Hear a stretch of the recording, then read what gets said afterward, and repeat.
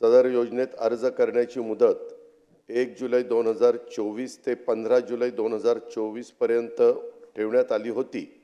या मर्यादेत सुधारणा करण्यात येत असून आता सदर मुदत 2 महिने ठेवण्यात येत असून ती दिनांक 31 ऑगस्ट 2024 पर्यंत लाभार्थी महिलांना अर्ज करता येईल।